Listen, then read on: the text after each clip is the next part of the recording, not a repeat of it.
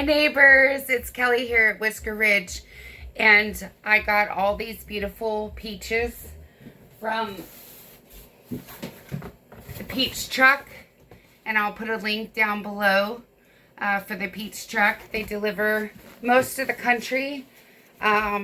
These are Georgia peaches. Some come from Tennessee, and they deliver on this big semi, and you pre-order and you go pick up. You have a QR code, an email on your phone that confirms how many boxes you have. So I have 75 pounds. This is a 25-pound box. If you're not that committed to canning, or you don't think that you're going to have cobbler or preserves or jam or whatever, then they have a 12-pound box that's $33 or $36, and then this 25-pound box is $55. And they do have a tour special if you pre-order, and it's two 25-pound boxes and two 10-ounce bags of pecans, shelled pecans, halves, not the little pieces, and that's $115. So if you're interested in that, I'll put the link below. But today I have them all laid out here on a table in the kitchen, and they come pretty firm, so you need them to lay out and kind of come to room temperature, because they're in a chilled trailer when they transport them, and you just want them soft enough, not where they would bruise if you drop them, but you can almost push into the flesh. So some of them, they've been sitting here since Sunday, and some of them are really soft. So what I'm going to do is pull these stumps out, and I have a bowl here in front of me, and I'm going to blanch these in boiling water. I have the pot on the stove, and then I have this big bowl with ice water in it. So I'm going to roll them around in boiling water for maybe a minute, and then I'm going to put them in the cool water, and then I'm going to put them in this empty big bowl.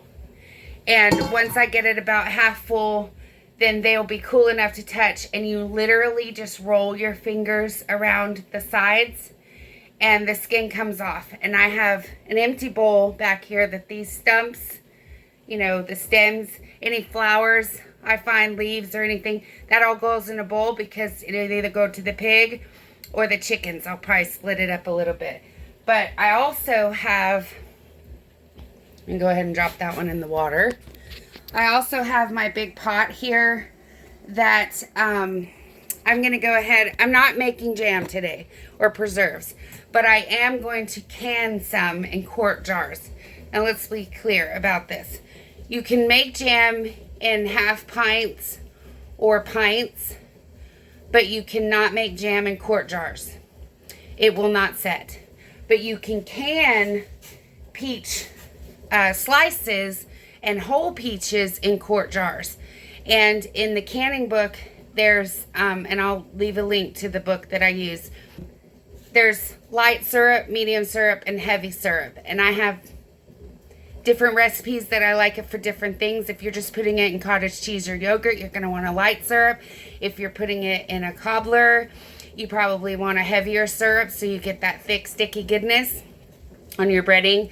So right now I'm just prepping, because I have a friend coming tomorrow that's going to help me process all of these, but I need to get my slimy little balls of peaches peeled and in this box here. So let's see. This one feels about right. And you also want to make sure that you're looking like that is just dirt.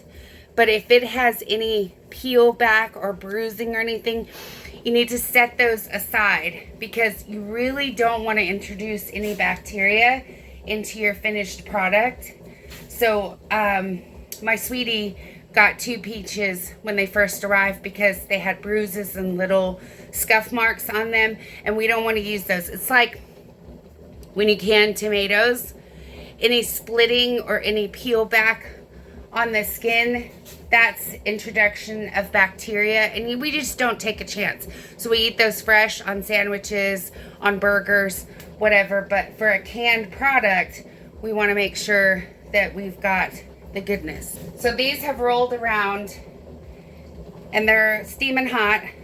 So I'm just going to put them in this ice water. And I just realized that I'm going to have to get my bigger pan. I don't know why I thought this was a good idea. So I'll be right back. I'm going to try this one. I do this with spaghetti. So, oh Lord, that's hot.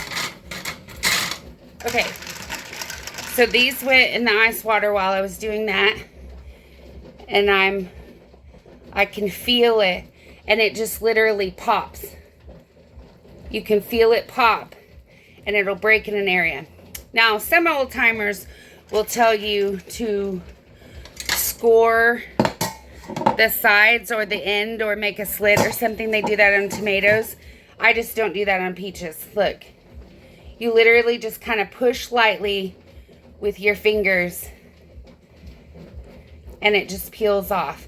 And sometimes you'll get a little piece like that. Just peel that off. Now this can all go in your compost if you don't have animals to feed like I do.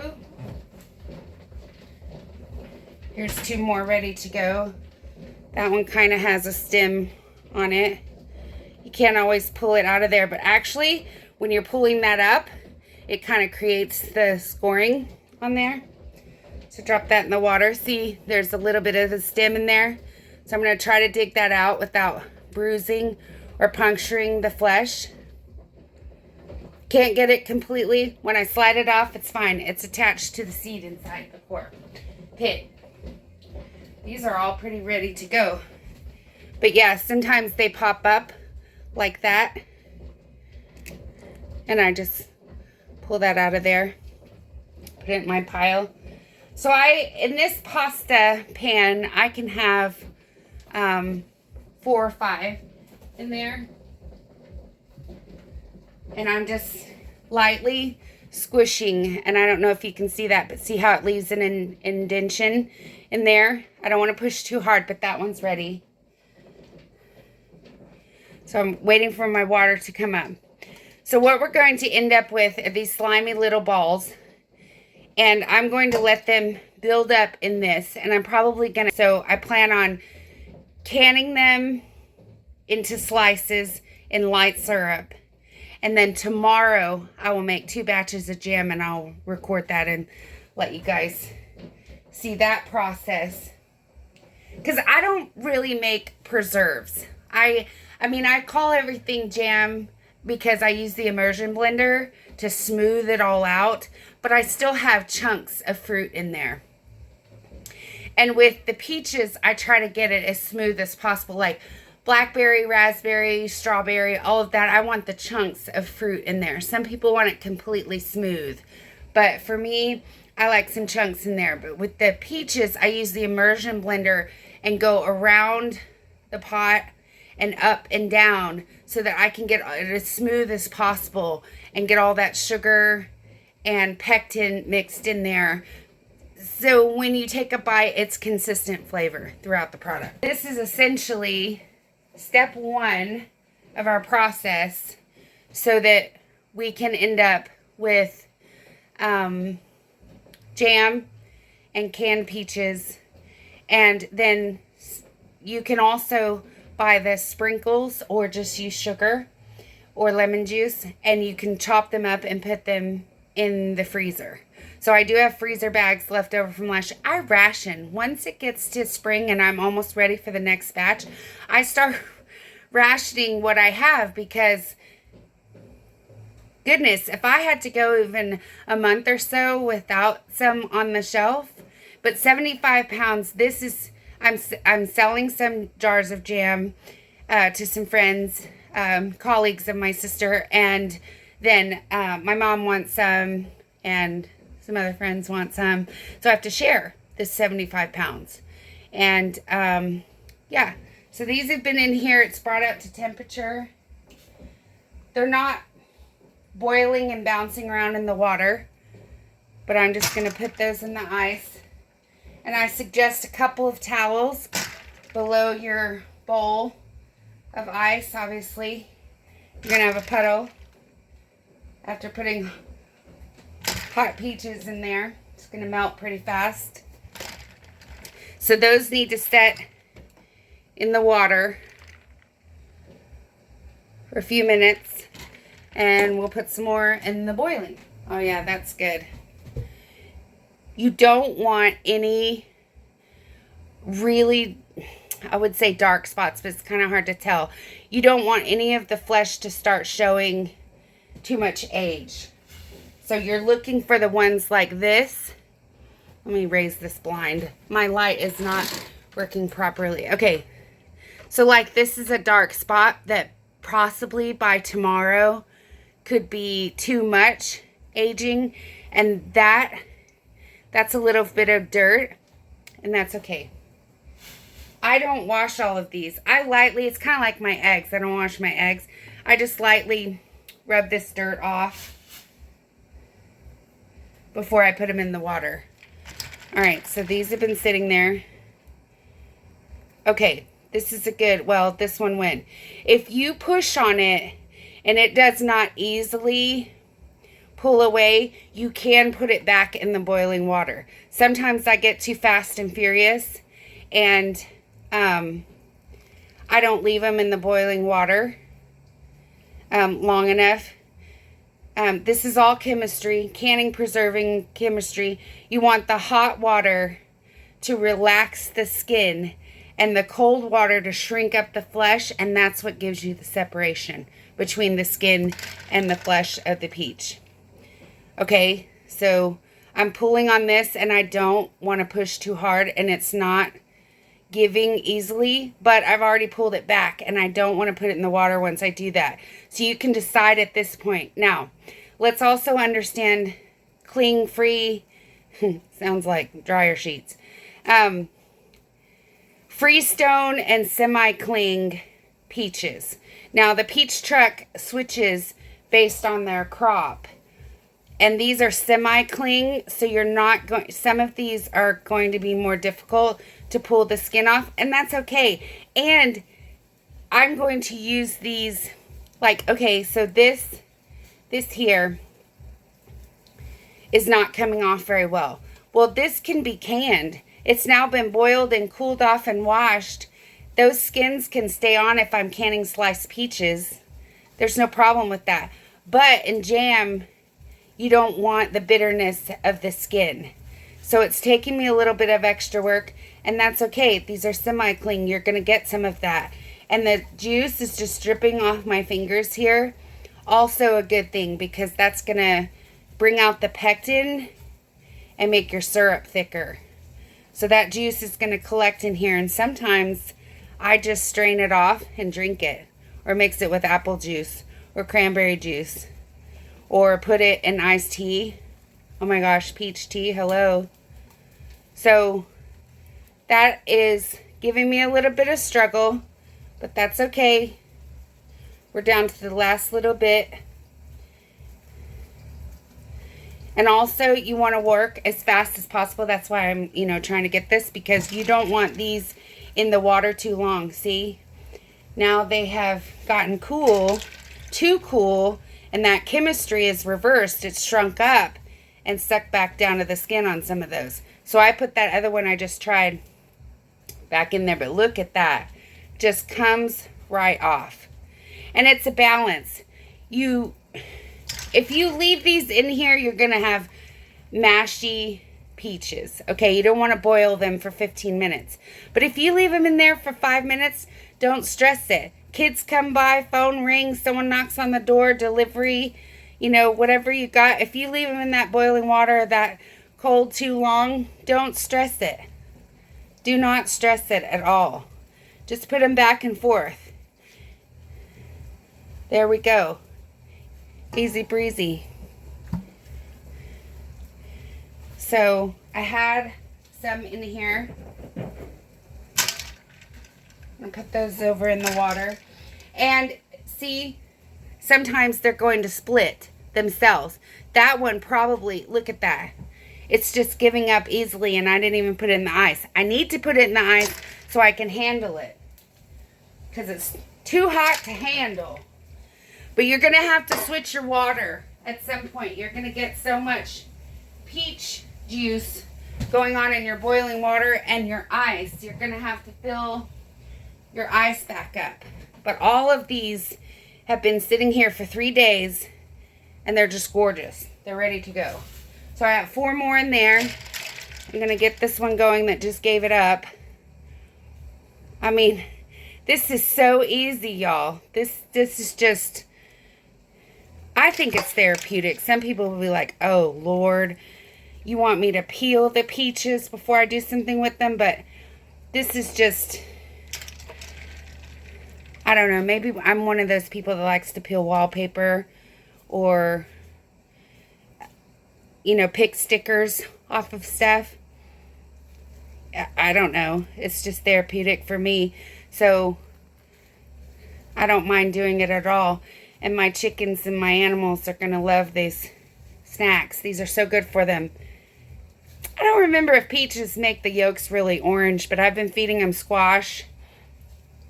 And some of the carrots, I pulled up some of my carrots. And they weren't quite ready yet. So my girls got those.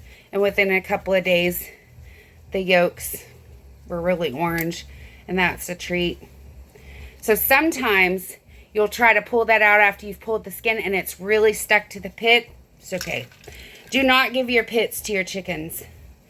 They can have other seeds, sunflower seeds, melons, squash seeds and stuff, but pits have is it arsenic or something else that processes in their little bodies?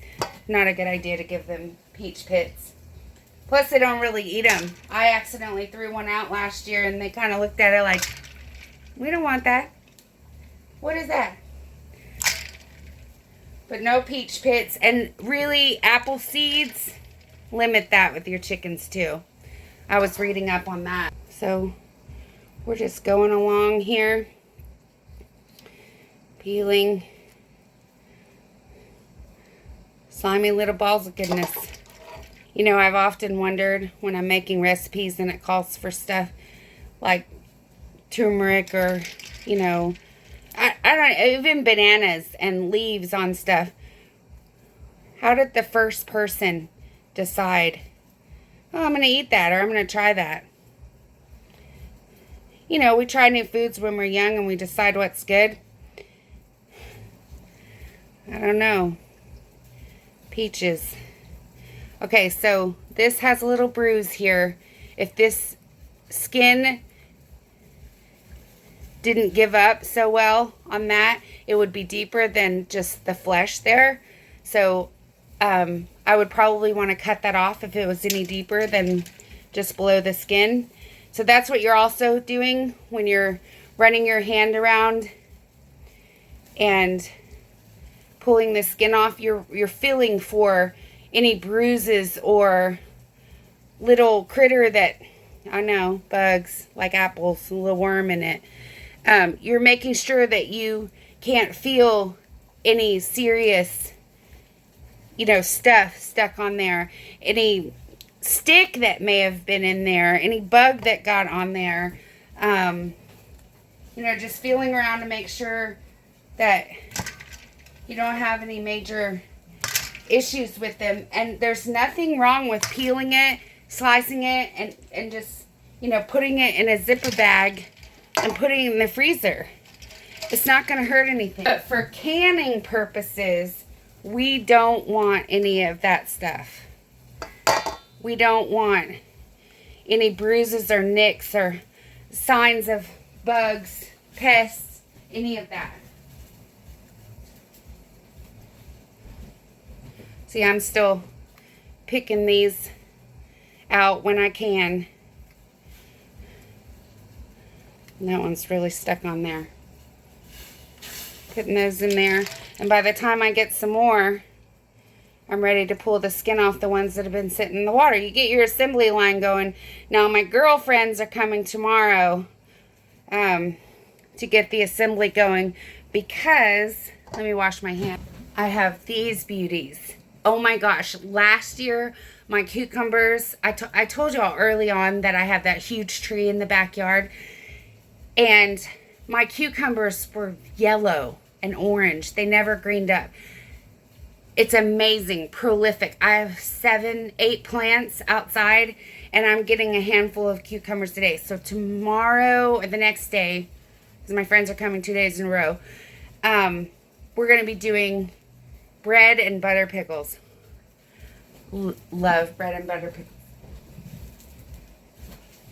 Also, there's a way to put a splash of bourbon in there to enhance that flavor and bring the sugar out. I was reading a German recipe.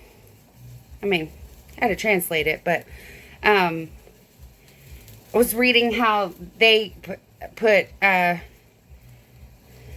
cider and the mulled wine to give different flavors, or they'll ferment some of their vegetation in the barrels that booze has been made in. I mean, hello.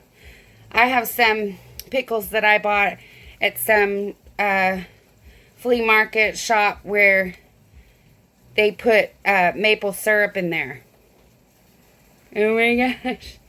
Ooh, we gotta try all this. And last year, my hot pepper plants didn't do worth a darn. So I'm excited that this year they're actually growing and thriving where I planted them. Tomatoes,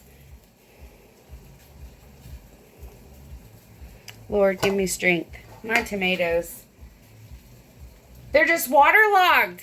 Arkansas is an average of 54 inches of rain a year. We're halfway through the year, and we have 58, 60 inches, something. I was reading it's the first time in 30 years that we've had this much. So we're breaking records here. I mean, it's great. I don't have to water. I don't have to water outside, and my water bill is great, and I have the water collection outside. But my goodness, how are my plants, how are my tomatoes? I mean, the cucumbers are loving it because they need all the water they can to produce that beautiful fruit.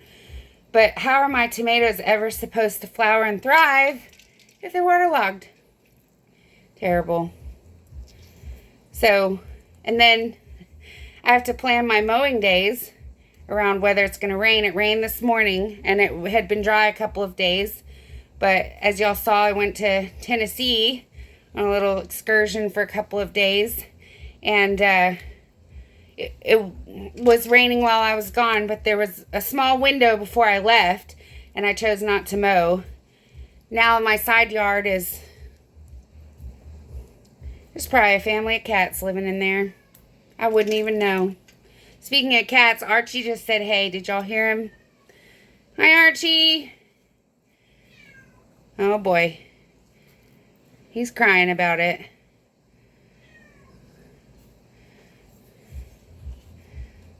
Alright. So I've got this bowl just about full while I've been talking to you. So 20 minutes, and I've done at least 15 pounds of peaches. So I'm going to pull these out that are in here and go ahead and get these saran wrapped, and then go on to the next, and I'll be back.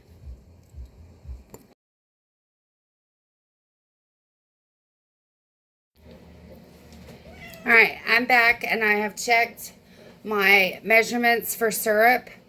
I have 5 quart jars. I believe that's how many peaches I have. I can always grab a couple more. I have all my rings here, and it does not matter if they're gold or silver. Just, I picked all regular mouth jars. I do like the wide mouth, but they're in the shed, and I'm not going out there today. Okay. I always use new lids out of the box. That's how I know which lids to use. I save them when I pull them off of stuff because I'm going to mix spices in jars, and it doesn't matter. But I prefer when I do a new batch of something, new lids right out of the box, because this rubber seal is going to be the strongest. It hasn't been boiled down to suction to get the seal, so we want them new out of the box. And I showed you before how I got them like this. So I don't have my camera stand today. So what I'm going to be doing is cutting them and putting them in the jar, and I'll show you once they're in the jar.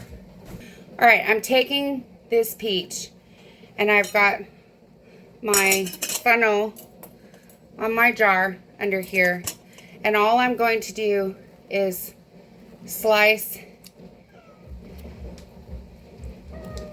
these into wedges however big you want them. It does not change. You can do these whole if you want to. Now I have the wedges and I'm pulling them off. All this juice is dripping off my hand into the bowl of slimy goodness. So I'm just pulling these wedges off like this and dropping them in the jar, and I'm holding them over here so I can catch all that, because I'm going to show you, and see these pieces here, I'm going to put those in there too. So here's my pit with that stem stuck on the end that I couldn't get. So I have my bowl in front of me and I'm just going to save them there. Score it all the way around. You don't even need a sharp knife for this. Squirt it. I'm letting it drip off my hands. You see all that juice? That's going in the saucepan with the sugar. So we're pulling these apart into wedges. That one's pretty firm. Small wedges, big wedges, doesn't matter. So these are semi-cling, so you're going to have to pull a little bit to get them off the pit. I'm trying not to mash my peaches, so I've got this much left on there.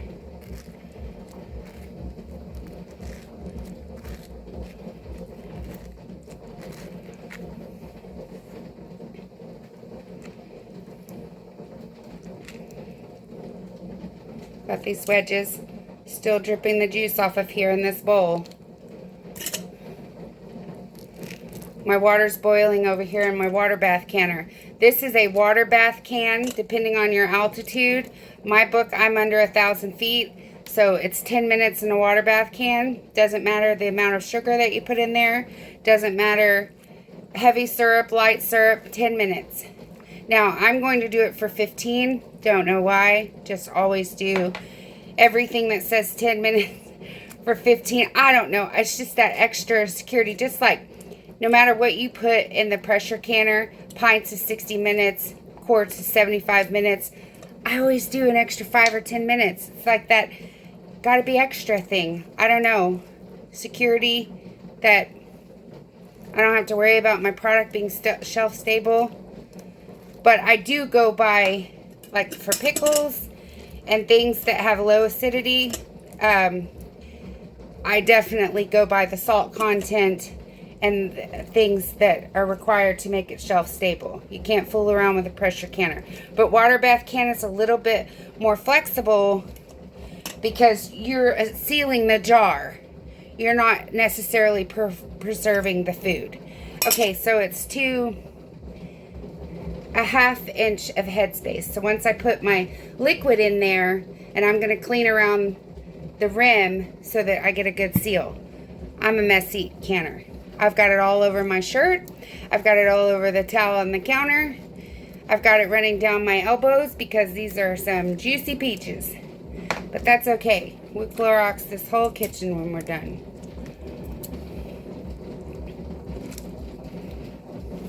Some of them will be mashed up a little bit, and that's okay.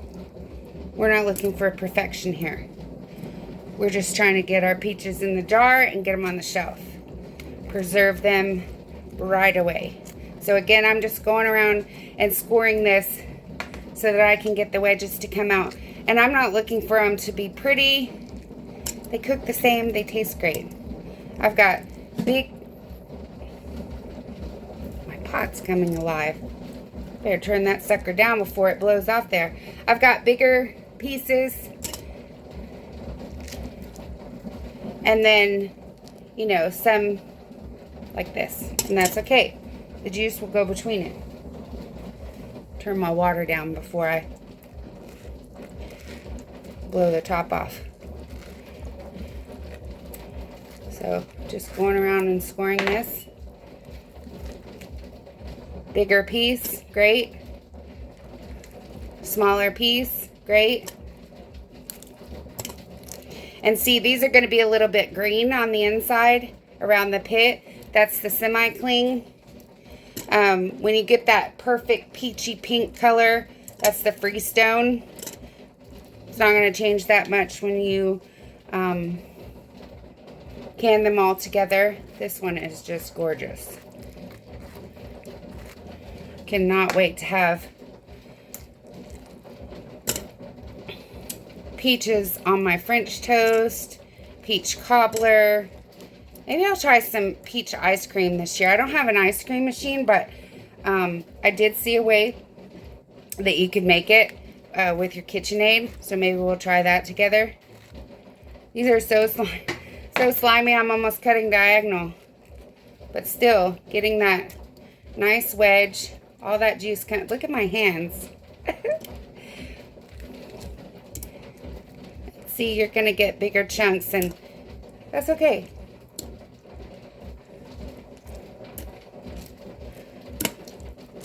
So I would say per quart jar, it's 3 peaches. Maybe 4 if they're smaller. Whoops, slid right off there.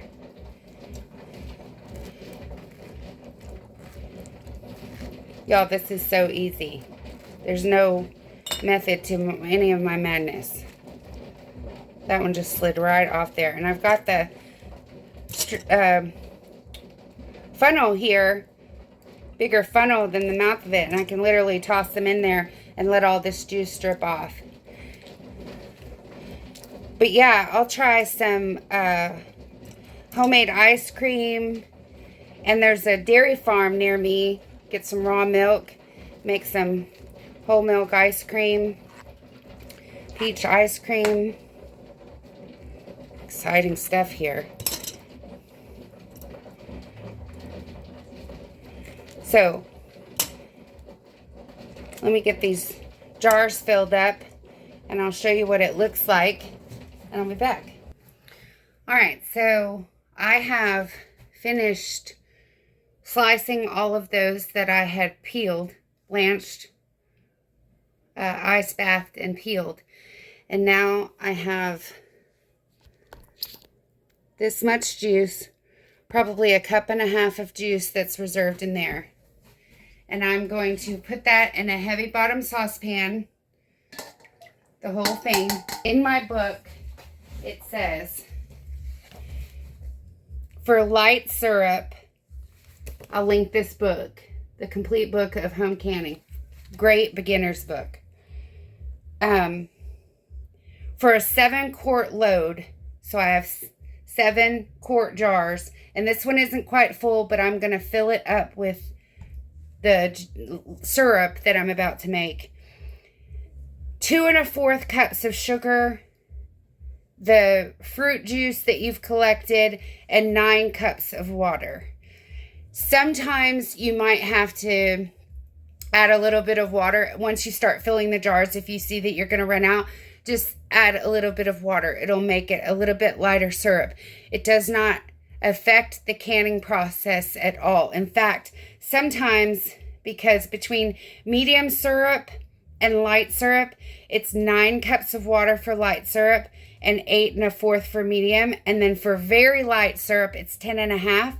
So if you do 9 1/2 cups or 10, you're going to be between light and very light. And the reason I am doing light syrup on these is because my preference is on my oatmeal, on my cottage cheese, yogurt, French toast. I don't want a lot of sugar on it, but I will do heavy syrup ones, and I will do jam with more sugar because you want that sugar flavor. So this is light to very light, 9 to 10 cups of water. This is not perfect measurements on water bath. It's a little more forgiving on water bath because this has pectin, this has the acidity that we need to preserve in a water bath, it will be fine. So I'm going to start with 9 cups of water and 2 1/4 cups of, I use the raw sugar, the organic cane sugar. Enough in my little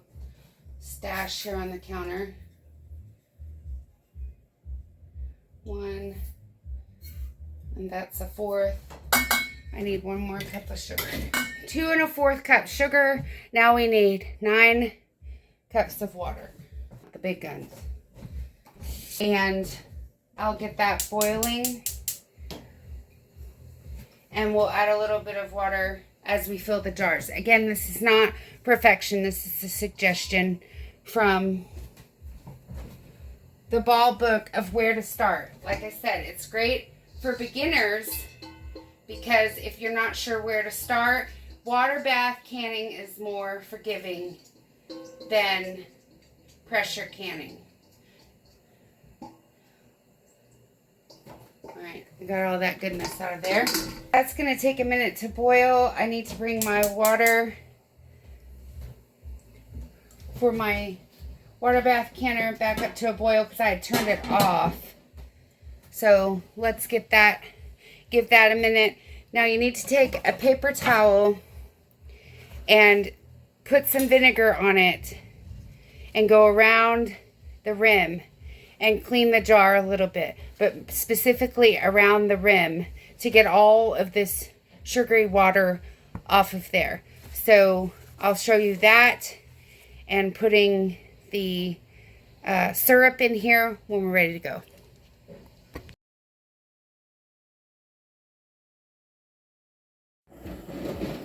Okay, so I've got my peach juice, water, and sugar in here. And I don't want to stir it too much. I just want it to come to a boil because we're hot packing these. We need to bring the peaches in the jar up to the same temperature as this boiling water in this pot. So I've got this canner going, and remember, you need the metal protector at the bottom, which I now realize has the bubbles up, the little feet, so to speak. So I need to flip that over, but you need something between the bottom of the canner and your jar so you don't have breakage. So if you don't have one of those for your big pot, and this is water bath canning, so this is just the big stock pot that will have the water over the top of your jars. And if you don't have one of these, which you can get a couple off of Amazon, if you don't have one of those, you can do it old school with the towel. It works just fine, but you've got to have something between the bottom of your pan and the jars so you don't have breakage. So this is just starting to bubble up. We don't want to scorch the sugar. And we're not looking for a rolling boil.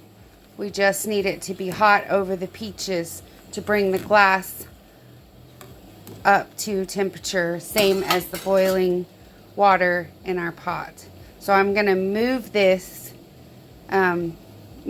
mixture next to my jars so I can fill them up. All right, see if I can set you all up here. Like I said, my video stand is outside. Here, my big pasta pot full of our syrup. I got my funnel back, and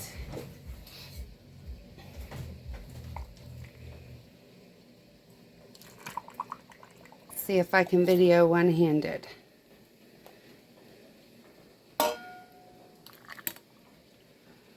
Alright, so that's to the top, and we're going to stick a butter knife or a chopstick or something in there to debubble and let the air out. I'm just putting this right over the top of the peaches, and you see that's sinking down in there. So 1/2 of another one. Oh boy. The cat's in the peaches boxes. If it fits, it sits.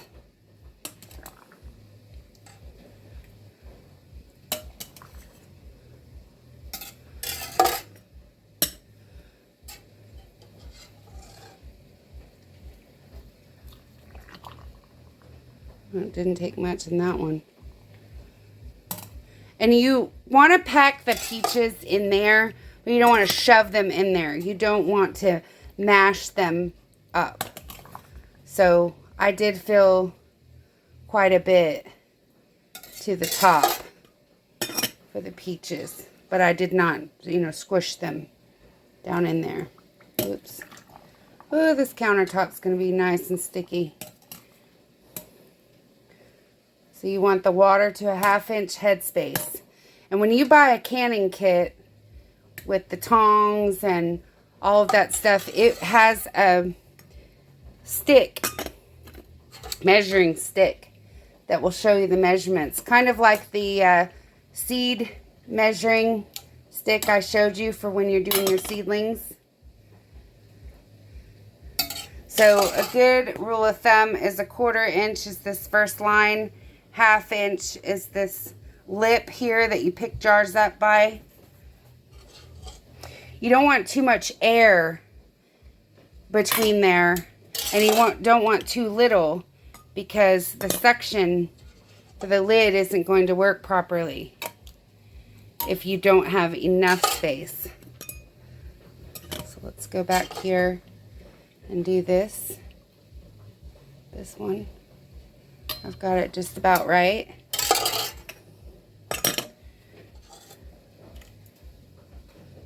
This one. Alright, so I have this much juice left of our, it's not brine, it's the syrup, the light syrup. And I'm just about full on the jars. This one right here looks a little low. Just a little bit more. Now I'm going to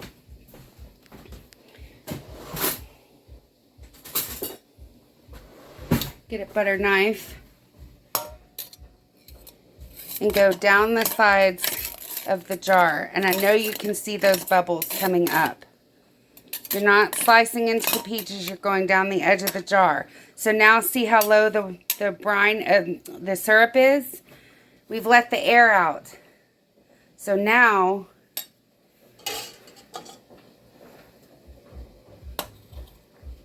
we can fill it back up to the line. So I'm going to get these debubbled like this. Go down the side. And that peach we can push back in there. But all that air is coming up to the top. Now if you have your peach above the 1/2 inch line, you can put it in a different jar as you go along. You just want the juice on top of it. You see all those bubbles? We've let the bubbles out.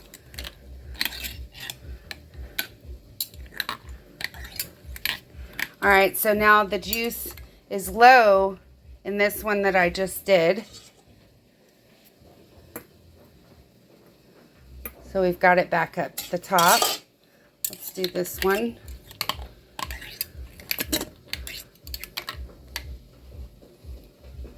Alright, so we can put a little bit more in that one.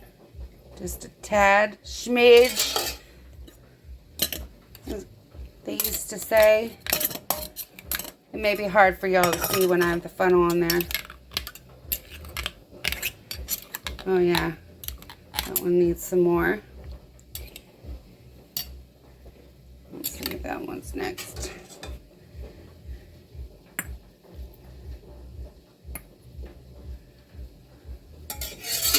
Alright, go back here and do this one.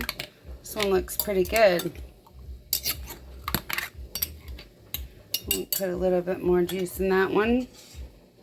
See all my scraps back there? My little pig is going to be so excited. Alright, last one.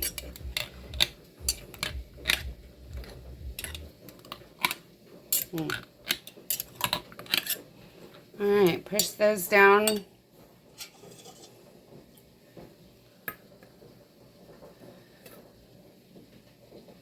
A little bit.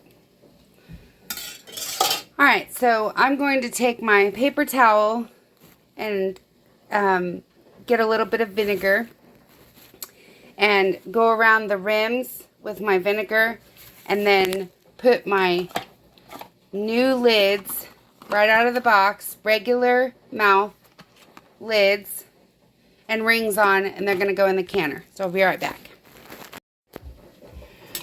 Okay, I've wiped the rims with my vinegar on a paper towel, and I get these on here finger tight. You're not screwing them on so tight that you're moving the jar. If it's sitting there and you screw it down, you can push just finger tight. That's called.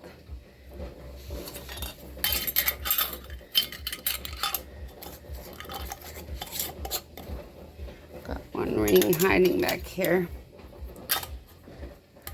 This one, line it up. Well, my goodness. All right.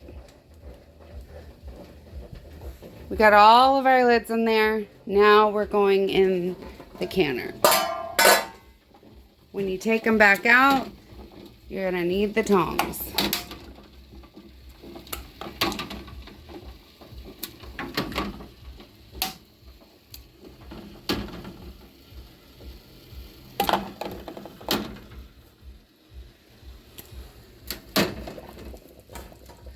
It's just over the top. It's going to come back to a boil.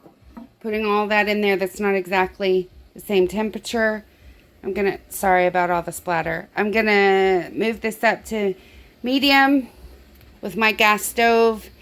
It only takes a few minutes to bring it up to temperature, and I'll show you when we're done. Alrighty, folks. It went for 15 minutes.